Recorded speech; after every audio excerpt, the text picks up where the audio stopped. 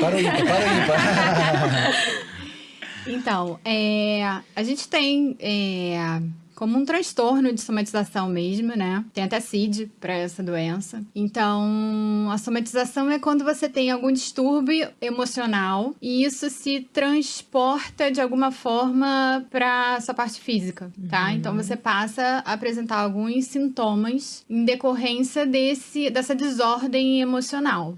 Acho que é basicamente isso. Se for fazer uma analogia assim, imagina um sistema que controla, né, toda essa sala aqui, você joga uma gota de água, vai dar defeito em algum lugar. Pode ser uma dor no joelho, pode ser uma palpitação, alguma coisa. Então é como se o estresse, seja por depressão ou qualquer coisa, estivesse dando um transtorno no sistema nervoso central que a pessoa pode manifestar, né, de alguma forma, alguma sensação ou até mesmo alguma distúrbio gastrointestinal, alguma coisa assim, por conta dessa parte da mente mesmo. Aquela história de assim, tô com uma dor de barriga de nervoso, é verdade, então. Sim, Né? é super, né? Porque quando você se prepara, né, o Sapiens, como espécie, a gente tem diversos mecanismos, né? Isso que você falou tô com dor de barriga por causa de nervoso, nas vésperas de uma corrida, de uma competição, isso super acontece, porque seu organismo tá ali se preparando para uma fuga, para um combate. Então, diversas cascatas acontecem dentro da gente. Aciona o cérebro reptiliano. Exatamente. Né? A gente vai acionando ali vários mecanismos para estar pronto para aquele desafio. Então, isso vai repercutindo de diversas formas no organismo, né? Uma palpitação, uma dor de barriga, enfim, às vezes uma dor de cabeça. Até pegar essa... Tinha uma pergunta sobre o 3Fs, né? Fear, Fight, Freeze, né? Que é o mecanismo de fuga, né? De medo, né? Eu até ia fazer, mas agora eu acho que não ia fazer, mas acho que eu vou trazer agora. Vamos lá.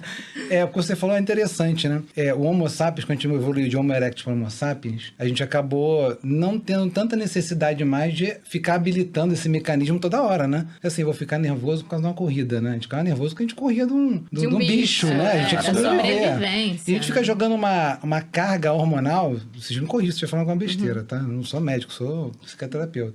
Uma carga hormonal que acaba gerando essa psicossomatização, tô certo? É isso, né? Desnecessariamente, né? Sim, eu acho, é o achismo, né? Mas, assim, na minha opinião, eu acho que tem um lado bom disso. A gente tem que aprender evolutivamente a controlar esse tipo de ação dentro do nosso organismo. Interessante. Né? Pela evolução mesmo da espécie. Mas o que eu observo nos meus pacientes é que a gente vem perdendo um pouco desse feeling do o que eu tenho que realmente sentir medo, Perfeito. o que eu tenho realmente que ficar ansioso.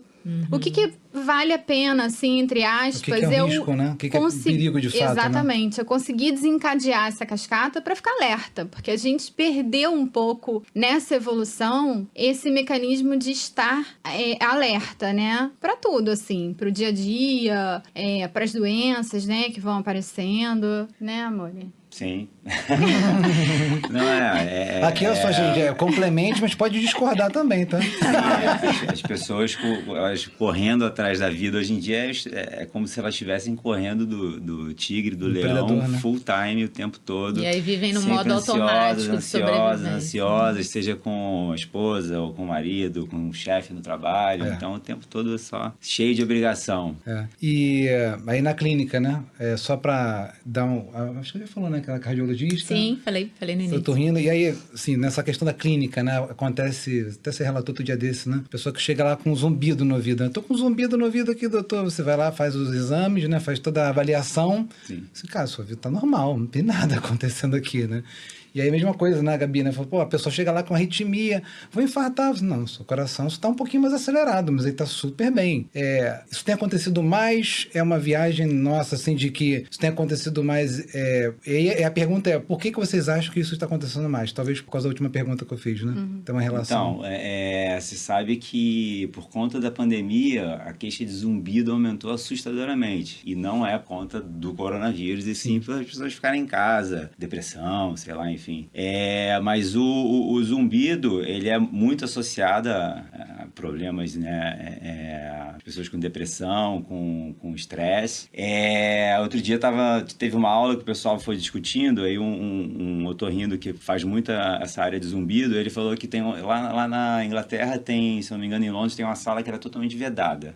Não tem som nenhum. E todo mundo que vai lá dentro escuta algum grau de zumbido e a gente escuta coisas que a gente não está acostumado a escutar, como o nosso batimento cardíaco, a articulação temporomandibular, a musculatura mexendo. Caramba. E as pessoas não conseguem nem ficar lá muito tempo. Então, assim, o zumbido, todo mundo escuta algum grau de zumbido, mas só que o nosso cérebro, ele meio que modula esses sons que a gente produz dentro do nosso corpo e eles passam a ser desapercebidos. Então a gente passa a não perceber esses barulhos porque o nosso cérebro, ele meio que ignora. Ele tem um filtro que ele fala, isso aqui você não vai escutar, isso aqui você vai escutar. É tipo, outro dia eu tava vendo o celular tem um alto-falantezinho, alto-falante não, ele tem um microfone que ele é anti-ruído. Então quando você escuta a voz do cara que tá lá do outro lado, ele tá captando o som externo para abafar, para você não escutar aquele som, então o cérebro faz um pouco disso. Isso aqui você não precisa ouvir. Se tiver alguém aqui atrás conversando, se eu não prestar atenção, eu nem sei que você está conversando, não. Mas uma pessoa talvez estressada, uma pessoa que tem uma depressão, alguma coisa, aquela gotinha d'água, qualquer barulho que acontece, estressa e a pessoa, aquilo vira uma bola de neve gigantesca. Então, assim, talvez o problema não seja o zumbido, e sim como aquela pessoa encara aquele ruído que ela está passando a perceber.